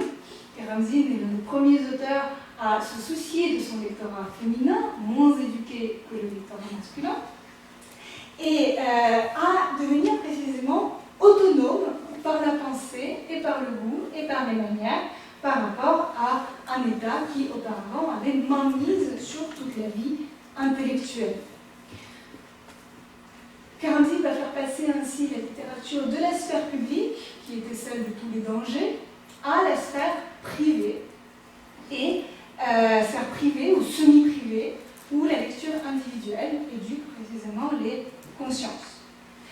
En faisant cela, Karamzine va développer tout un style d'écriture qui sera très différent de celui de Radichev et qui en fait visera à développer ce que Lomonosov a appelé le style moyen, c'est-à-dire à miser sur cette valeur médiane de l'écriture, la valeur médiane de la langue littéraire russe, qui puisse être accessible au plus grand nombre. Il y a une grande valeur démocratique, si vous voulez, dans le sentimentalisme russe, accessible au plus grand nombre et surtout qui puisse être lu, apprécié et éduqué le plus grand nombre. Voilà. Alors, ce qui est particulièrement intéressant, c'est que le sentimentalisme de Karamzine, qui va donc pousser des racines assez profondes dans la littérature russe, qui est inspiré de l'écrivain anglais Sterne, qui est inspiré bien sûr des lectures de Rousseau, et qui va mener à ce qu'on va appeler la période pré-romantique, puis le romantisme russe, va aussi conduire à une nouvelle attitude envers le passé russe. Karamzine est celui qui va publier, vu le temps qui passe, je vais faire un résumé de ce que je voulais vous dire pour ne pas vous épuiser trop, mais c'est quand même très important. Karamzine va être celui qui va se faire non seulement le passeur de la littérature européenne en Russie, mais aussi le premier à se faire le passeur de la littérature russe en Europe. Vous allez me dire, bah oui, le passeur de la littérature russe en Europe, c'est Turgenev. Turgenev, c'est Karamzine qui, à l'occasion de la publication sous forme de livre en 1797, des lettres d'un voyageur russe, rédige une lettre en français qui est destinée à une revue belge qui s'appelle Le Spectateur du Nord et qui s'appelle La lettre sur la littérature russe. Et dans cette lettre sur la littérature russe, Karamzin, je vous ai donné des citations, mais on n'a pas le temps de les lire. Dans cette lettre sur la littérature russe, Karamzin affirme le génie national du peuple russe. Voilà, c'est fini. Affirme le génie national du peuple russe. Chut. Le génie national du peuple russe, pardon. Partout, il est des hommes qui en sont doués dans un degré supérieur, qui plus que les autres sont attentifs aux phénomènes du monde physique et moral, etc. Et voilà l'origine de tous les talents, voilà surtout celle de la poésie que les Russes cultivaient bien avant le temps de Pierre le Grand, dit Karamzin, qui est admiratif de Pierre le Grand. Karamzin qui souligne un peu plus loin que Pierre le Grand a déchiré le rideau qui cachait à nos yeux les nations civilisées de l'Europe et les progrès de leurs arts. Karamzin insiste sur Karamzin qui présente la littérature russe à travers des chiffres tout à fait européens, en disant que dans la littérature russe, nous avons, c'est des citations aussi, des chansons ou des romances, ou bien des romans de chevalerie, ce qui est quand même assez gros pour un pays qui n'a pas connu le phénomène de chevalerie, et dans lequel, par définition, le roman de chevalerie ne peut exister, mais Karamzin trouve quand même des solutions de plaquer ces genres français et européens de manière générale sur les productions littéraires russes. Surtout, il insiste en 1797 donc, sur la découverte toute récente d'une épopée du Moyen-Âge, d'une épopée du XIIe siècle, qui s'appelle le dit de la campagne d'Igor, ou le dit de l'ost d'Igor, j'aime bien cette traduction en français, qui est un manuscrit découvert en 1795 par le comte Moussin Pouchkine, que vous voyez aussi ici, très pixelisé, qui est copié en 1795 pour Catherine, pour la présenter à l'impératrice, et dont le manuscrit brûle en 1812 lors de l'incendie de Moscou.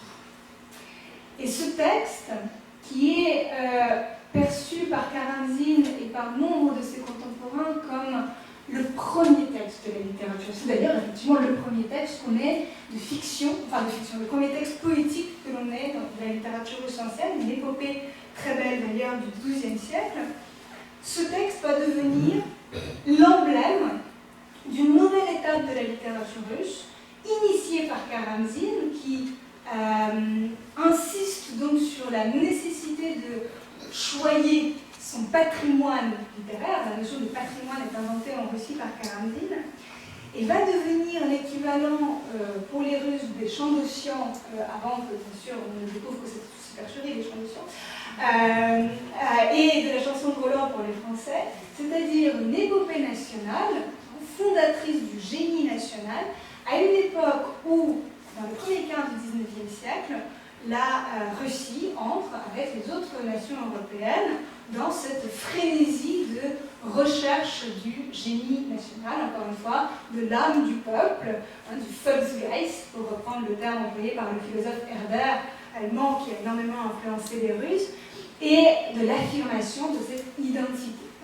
Donc le dit d'Igor, le dit de la campagne d'Igor, est un texte absolument fondamental, qui présente, et l'avantage en plus pour Karamzin, tous ceux qui vont suivre, de mettre en scène un barde qui s'appelle Boyan, que vous voyez là sur un tableau de 1910, parce qu'il a frappé l'imagination jusque même dans le XXe siècle, bien dans le XXe siècle, et qui sert d'Homère à la littérature russe. Donc peut-être un peu rapidement, parce que du coup j'ai accéléré à la fin, vous voyez comment, alors qu'on a commencé le siècle avec une création de la culture russe depuis du néant, ex nihilo, de rien du tout, qui a été présenté comme du néant, on arrive à la fin du siècle à une volonté de retrouver des racines, de revenir à des racines nationales ancrées dans la culture russe de l'époque pré-Pétrine, d'avant Pierre le Grand.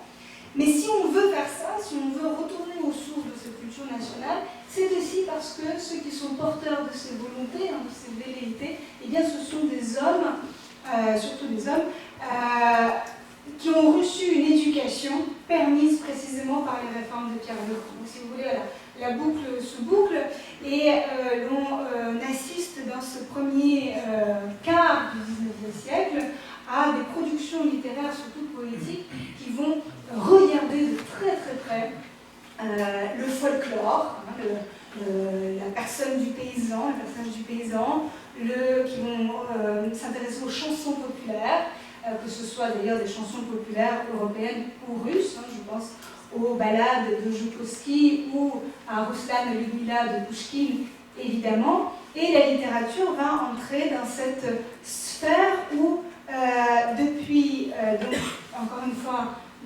cette posture à valeur, encore une fois, extrêmement morale, extrêmement importante, qu'elle occupe dans le champ politique, dans le champ social, la littérature va se faire le garant d'une conscience nationale, d'une identité nationale. Pour finir, je souhaite dire un mot sur ce qui s'est passé le 14 décembre 1825. Que vous savez, que vous devinez déjà. Le 14 décembre 1825, un groupe d'officiers qui appartenaient tous à la génération née dans les années 1790 et qui ont tous fait la guerre contre Napoléon, dont la plupart sont allés jusqu'à Paris et ont vu comment cela se faisait à Paris et en Europe, sortent sur la place du Sénat, la place de Saint-Pétersbourg qui se trouve devant la cathédrale Saint-Isaac et où trône le très célèbre monument que Catherine II a érigé en l'honneur de Pierre le Grand, qui n'est pas sans rappeler d'ailleurs justement cette illustration de Benoît que je vous ai montré tout à l'heure, Pierre le Grand monté sur son cheval, sortent donc sur la place pour empêcher l'intronisation de Nicolas Ier, une fois qu'ils apprennent la mort d'Alexandre Ier, donc qui meurt en province et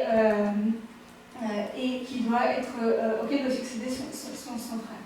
Il voit dans son frère Constantin la voie vers une libéralisation politique et scande Constantin et la Constitution alors qu'ils sont en train d'essayer de faire ce coup d'État qui rate lamentablement, tandis que leurs soldats reprennent l'expansion de leurs officiers, des soldats qui eux aussi d'ailleurs ont fait ces campagnes militaires et qui suivent de manière tout à fait volontaire leurs officiers, mais qui ne sont pas assez éduqués pour comprendre que Constantin et la Constitution, ce n'est pas Constantin et la Constitution le document, hein, je crois que c'est Constantin et son épouse Constitution.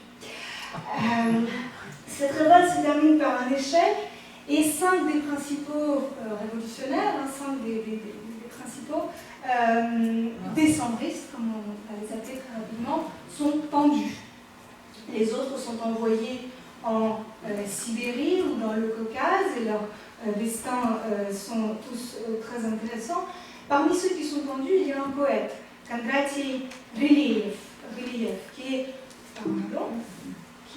lui, Kondratий Ryliev, un jeune poète romantique, lecteur avide d'odes de Radishev et de Derzhavin, qui est donc ce poète-là, Gabriel Derzhavin, et qui incarne à lui tout seul toute la complexité de la posture du poète, précisément, et de sa fonction à cette charnière du XVIIIe et XIXe siècle.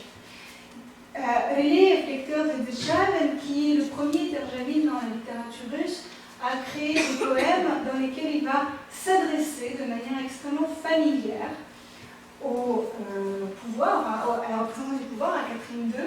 Je vous ai donné ici la traduction de son monument célèbre en 1795, lorsqu'il dit « J'ai conversé le Dieu avec simplicité, au souverain j'ai dit ce que d'eux je pensais », ce sont les mots-clés. Déjà, il est le premier qui va précisément, en poésie, mettre sur le même plan la posture du poète et du souverain. Et Ryliev voudra incarner encore plus cette posture, sauf que ça va le mener à la mort. Le monument de Derzhavin va être repris également par celui de Alexandre Pouchkine, qui ira encore plus loin dans cette suite logique de l'évolution littéraire, en 1836 cette fois-ci, qui lui considère que son monument à lui, le monument immatériel, celui de son œuvre, sera lu et apprécié non pas seulement par les souverains, mais par le peuple. Pour de longues années, le peuple m'aimera pour la liberté que j'ai louée. C'est donc cruel, cette liberté, c'est une référence à Radichet. Alors cette volonté d'être au service du peuple, d'être au service de ce qui est haut et beau et grand, se termine par la tragédie. Et c'est l'évolution logique aussi d'une littérature qui a été formée dans un contexte tout à fait propice à l'émergence de cette notion que l'on retrouvera tout au long du XIXe siècle, dont j'ai déjà évoqué les contours et dont je vous donne ici une définition concise. La littérature comme, je cite ici le philosophe Alexandre Herzen, une tribune, la seule tribune d'un peuple privé de liberté publique, du haut de laquelle il fait entendre le cri de sa conscience et de son indignation. C'est dans ce premier quart du XIXe siècle, alors que parallèlement se développe toute une réflexion sur l'identité nationale et ce que doit être la littérature russe et quelles sont ses sources et est-ce qu'on doit écrire dans une langue ancienne, est-ce qu'on doit écrire dans une langue nouvelle, etc. Eh bien, parallèlement à cela se développe cette autre tendance lancée par Radichet et toutes les lumières russes, celle du poète martyr, celle du poète qui choisit par la littérature, par la plume en fait, de servir l'idéal, de servir la cause politique et de faire de la littérature, encore une fois, cette fameuse tribune, ce seul espace public qui sera celui de la société civile russe tout au long du XIXe siècle et puis ensuite tout au long du XXe siècle également. Voilà.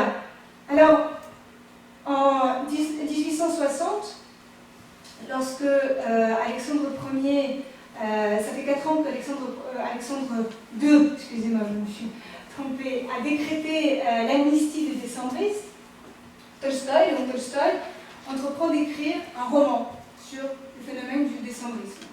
Ce roman deviendra Guerre et paix. Et ce roman, Guerre et paix, est par sa création, par les détails de sa création, par le contexte de sa création, est tout à fait symptomatique des changements qui vont s'opérer dans la littérature russe avec l'arrivée au pouvoir littéraire, si j'ose dire, d'une nouvelle génération, celle des gens des années 40, comme on les appelle, dont on parlera précisément la prochaine fois, et qui sont Vissarion Belinsky, Nicolas Gogol, Fyodor Dostoïevski et Nikolai Nekrasov. On va passer, avec le règne de Nicolas Ier, d'une période européenne de l'histoire russe à une période qu'on a appelée la période nationale, dans laquelle les conceptions de l'identité, de la conscience nationale, entre celles que favorise l'État du pouvoir et celles que développe et étudie et qui intéresse les écrivains, vont être radicalement différentes. Voilà, je vous remercie pour votre attention.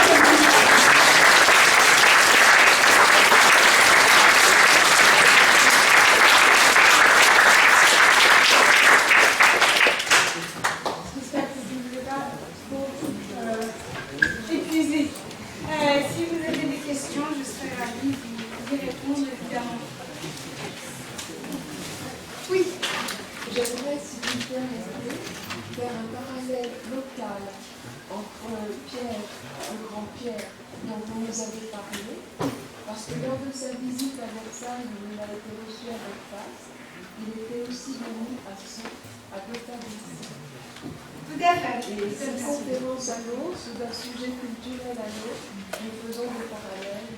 Tout à fait, absolument. Merci beaucoup. Des questions? J'espère que je ne vais pas faire difficile. J'aimerais savoir comment étaient reçus en Europe les écrits de Radichet quand ils ont été au moment de leur publication en Russie. Est-ce que ça a été un petit peu véhiculé en Europe et comment ça a été reçu? Malheureusement, non, justement, ça a été immédiatement interdit. Et encore une fois, la réception de Radichet, rien qu'en Russie, est extrêmement complexe, puisque, comme je vous ai dit, son nom a été rayé l'histoire de la littérature pendant tout le 19e. Et s'il n'a été lu, il faudrait voir par qui, ce serait uniquement au XXe siècle, lorsqu'il a été encore une fois récupéré, là aussi, avec une force discours idéologique derrière, par la littérature soviétique. Voilà. Mais donc pas de publication ni de réception en fait. Et pour Karamzin Karamzin, en revanche, si, Karamzin avait des liens très étroits avec les écrivains français, avec les intellectuels européens, de manière générale. Et alors, ces lettres d'un voyageur russe ont été traduites pour la première fois en 1867 seulement. Je pense que pour Karamzin, il est quand même plus connu et plus lu au XIXe siècle en tant que l'auteur de l'histoire de l'État russe qu'en tant qu'écrivain sentimentaliste. C'est-à-dire l'auteur de ces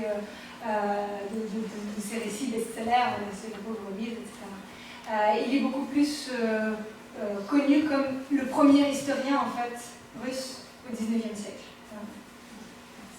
Oui. Est-ce que les écrivains français ont porté une attention sur les écrivains russes? Ah oui, on en parlera la prochaine fois. Ce sera surtout le cas dans la deuxième moitié du 19e. Enfin, Mérimée c'est encore avant, mais oui, tout à fait. On a commencé par Mérimée, précisément. Michelet ensuite, qui a eu de longues conversations épistolaires avec Alexandre Hersen, justement, sur qu'est-ce que c'est l'homme russe, cette fameuse bestiole avec on la mange, c'est lui qui a inventé d'ailleurs la formule.